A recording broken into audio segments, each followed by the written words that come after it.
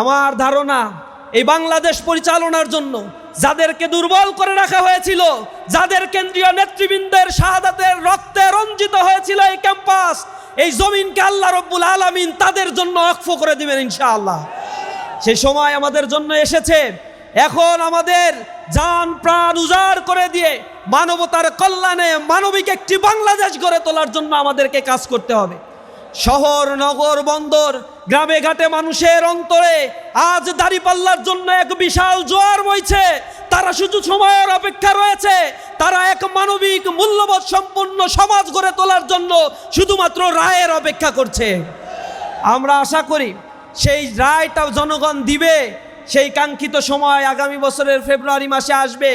এর পূর্বে আমাদেরকে মানুষের দোরগোড়ায় গিয়ে মানুষের কথাগুলো আমাদেরকে বলতে হবে, জুলুম নির্যাতনের কথাগুলো তুলে ধরতে হবে। আপনারা এই বাংলাদেশের ইতিহাস দেখেছেন। এই বাংলাদেশে যে কয়টি গণ আন্দোলন সংগঠিত হয়েছিল তার মধ্য দিয়ে মানুষেরা জীবন দিয়েছিল নতুন একটি সূর্যের উদয় তারা দেখতে চেয়েছিল। ৭১-এর মুক্তিযুদ্ধে আপামর জনতা নেমে এসেছিল, তাদের সাথে প্রতারণা করা হয়েছিল।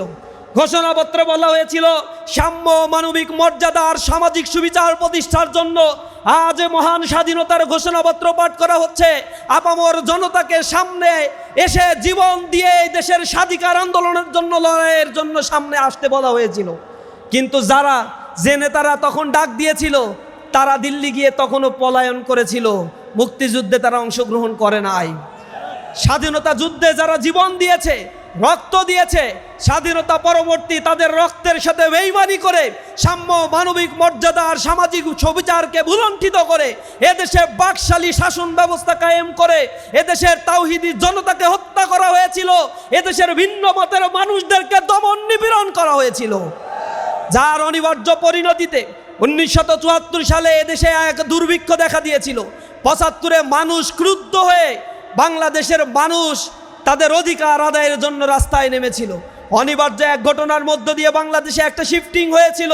সেখানে আপনারা সিপাহী জনতার বিপ্লব দেখেছেন।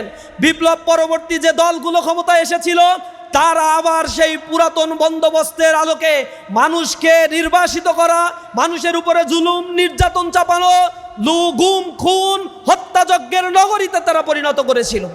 বিনিময়ে স্বৈরাচারের বিরুদ্ধে জনতা আবার ফুঁসে উঠে জীবন দিয়েছিল। তারা মনে করেছিল স্বৈরাচার ইস্বাদ বিতাড়িত হয়েছে, এখন বাংলাদেশে ডেমোক্রেটিক একটা এনভায়রনমেন্ট তারা ক্রিয়েট করতে পারবে। আমরা দেখেছি কিছুদিনের ব্যবধানে এই স্বৈরাচারকে পুনর্বাসন করার জন্য আওয়ামী ফ্যাসিবাদ তৎকালীন সময়ে তাদের সর্বশক্তি নিয়োগ করেছিল। স্বৈরাচার পরবর্তীতে তাদের ইন্ধনে আওয়ামী ফ্যাসিজমের আবার জন্ম হয়েছিল। সে সময় জনতা প্রতারিত হয়েছিল। 24-এর গণ আন্দোলনে আবার রাজপথে নেমে তারা জীবন দিয়েছে। কোটা সংস্কার আন্দোলনের মাধ্যমে যে আন্দোলন ডানা বেঁধেছিল সে আন্দোলন আর কোটা সংস্কারের মধ্যে সীমাবদ্ধ ছিল না, কারণ এই আন্দোলনের সহস্রাধিক মানুষ জীবন দিয়েছে। যে সহস্রাধিক মানুষ জীবন দিয়েছে তাদের মধ্যে মাত্র 200 থেকে 250 ছিল ছাত্র। বাদ বাকি যারা 1200-1300 মানুষ জীবন দিয়েছে তারা ছিল শ্রমিক, খেটে খাওয়া মজুর, দিন মজুর, যে মানুষের কোনো কোটার প্রতি আসক্তি ছিল না, কিন্তু মানবিক মর্যাদা ফিরে পাওয়ার জন্য, গণতান্ত্রিক সাংবিধানিক অধিকারগুলো ফিরে পাওয়ার জন্য তারা রাজপথে নেমে জীবন দিতেও তারা কুণ্ঠাবোধ করে নাই। আমি আপনাদেরকে পবিত্র কোরআনের মধ্য দিয়ে, পবিত্র কোরআন শরীফে আল্লাহ রাব্বুল আলামিন বর্ণিত একটি সুসংবাদ দিয়ে আজকের কথাগুলো আমি আপনাদেরকে শোনাতে চাই। আপনারা নিঃসন্দেহে সূরা কাসাস পড়েছেন। আমি এই সূরা কাসাস যখন পড়ছিলাম তখন আমার কাছে মনে হচ্ছিল আল্লাহ রাব্বুল আলামিন বাংলাদেশের প্রেক্ষাপটে এই সূরা কাসাসের প্রথম রুকুর আয়াতগুলো আল্লাহ রাব্বুল আলামিন বর্ণনা করেছে, এবং আমার ধারণা বাংলাদেশের ভবিষ্যৎ এই সূরার প্রথম রুকুর মধ্যেই আল্লাহ রাব্বুল আলামিন বর্ণনা করেছে। আমি সেই সুসংবাদটুকু শুধু আপনাদেরকে শোনাতে চাই। সূরা কাসাসের 3 নম্বর আয়াতের মধ্যে আল্লাহ রাব্বুল আলামিন বলেছে, আমি ঈমানদারদের জ্ঞাতার্থে বলতে চাই, একটি ঘটনা তোমাদেরকে শোনাতে চাই। সেটি হলো মুসা এবং ফিরাউনের জীবন বৃত্তান্ত তোমাদের সামনে আমি তুলে ধরতে চাই। আল্লাহ রাব্বুল আলামিন সূরা কাসাসের 4 নম্বর আয়াতের মধ্যে বলছেন, বস্তুত ফেরাউন ছিল এমন একজন অত্যাচারী শাসক যিনি ভূমিতে উদ্ধত্ততা প্রদর্শন করেছিল।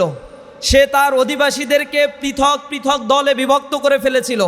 তাদের একটি শ্রেণীকে সে অত্যন্ত দুর্বল করে রেখেছিল, যাদের পুত্রদেরকে সে জবাই করত তাদের নারীদেরকে জীবন্ত ছেড়ে দিত। প্রকৃতপক্ষে সে ছিল জমিনে ফাসাদ সৃষ্টিকারী। আল্লাহ রাব্বুল আলামিন 5 নম্বর আয়াতের মধ্যে পরে বলছেন, ওয়ানুরিদু আন নামুন্না আলাল্লাযীনা ইসতুদঈফু ফিল আরদ ওয়া নাজআলাহুম আইম্মাতান ওয়া নাজআলাহুমুল ওয়ারিসিন। আর আমি চেয়েছিলাম ফেরাউন জমিনে যাদেরকে সবচেয়ে বেশি দুর্বল করে রেখেছিল তাদেরকে আমি অনুগ্রহ করতে চেয়েছিলাম। আমি তাদেরকে চেয়েছিলাম আইম্মাতান, নেতা বানাতে। আমি তাদেরকে চেয়েছিলাম এই জমিনে আমার উত্তরাধিকারী বানাতে। আল্লাহ রাব্বুল আলামিন 6 নম্বর আয়াতের ভিতরে বলছেন, এবং যে দেশে তাদেরকে ক্ষমতা থেকে বিচ্যুত করার জন্য তাদের উপরে জুলুম, নির্যাতন, নিষ্পেষণ চালানো হয়েছিল, আল্লাহ বলছেন আমি চেয়েছিলাম সে দেশে তাদেরকে ক্ষমতায়ন করতে। ফিরাউন, হামান এবং তার সৈন্যদেরকে সেই জিনিসটাই দেখিয়ে দিতে চেয়েছিলাম যা তারা আশঙ্কা করছিল। আল্লাহ রাব্বুল আলামিন আমাদেরকে এই ঘটনা বর্ণনা করে, নিঃসন্দেহে রাসূলকে এই ঘটনা এমনি এমনি শোনান নাই। মুসা এবং ফেরাউনের ঘটনা সেটা শত শত বছর আগের ঘটনা, যেটা রাসূল করিম সাল্লাল্লাহু আলাইহি সাল্লামের জন্য আল্লাহ রাব্বুল আলামিন প্রসঙ্গ করেছিলেন এ কারণে যে সেই জমিনে আল্লাহর রাসূলকে আবু জেহেল, আবু লাহাব, উতবা, শাইবা, ওয়ালিদ ইবনে মুগিরারা দুর্বল করে রাখতে চেয়েছিল, তাদেরকে হত্যা করেছিল, তাদেরকে ভূখণ্ড থেকে বিতাড়িত করতে চেয়েছিল। আল্লাহ রাব্বুল আলামিন রাসূল করিম সাল্লাল্লাহু আলাইহি সাল্লামকে সূরা কাসাস বর্ণনা করে সাহস সঞ্চার করেছিলেন। আর আল্লাহ বলেছিলেন, ঈমানদারদেরকে আমি এই সুসংবাদটা শোনাতে চাই, যাদেরকে এই জমিনে দুর্বল করে রাখা হয় আমি চাই তাদেরকে এই ক্ষমতায়ন করতে। আল্লাহ রাব্বুল আলামিন আমাদেরকে সেই সুযোগটি দান করেছেন।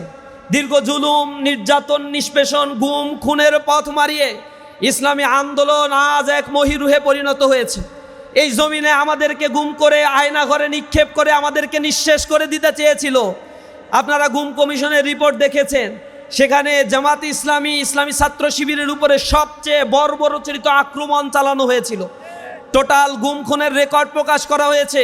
সেখানে জামাত ইসলামী এবং ইসলামী ছাত্র শিবিরের উপরে 56% গুমের ঘটনা ঘটেছিল। সেখানে একক সংগঠন হিসেবে একমাত্র ইসলামী ছাত্র শিবির ছাত্র সংগঠনগুলোর মধ্যে স্থান পেয়েছে। সেখানে বলা হয়েছে ইসলামী ছাত্র শিবিরের উপরে টোটাল গুমের ঘটনার 31% গুমের ঘটনা শুধুমাত্র এক ছাত্র সংগঠনের উপরে চালানো হয়েছে। লক্ষ লক্ষ ভাইদেরকে কারাগারে নিক্ষেপ করা হয়েছিল, গুম করা হয়েছিল, হত্যাযজ্ঞ করে তোলা হয়েছিল। ক্যাম্পাস থেকে আমাদেরকে নির্বাসনের সকল প্রচেষ্টা তারা করেছিল। আল্লাহ রাব্বুল আলামিন আমাদেরকে যারা দুর্বল করতে চেয়েছিল তারা কখনোই কল্পনা করে নাই সেই ক্যাম্পাসগুলোতে আল্লাহ রাব্বুল আলামিন আমাদেরকে সম্মানিত করবেন। 1 বছরের ব্যবধানে আল্লাহ রাব্বুল আলামিন সেই ক্যাম্পাসগুলোতে আল্লাহর তাওহীদের কথা বলার জন্য ইসলামী ছাত্র শিবিরকে মনোনীত করেছেন।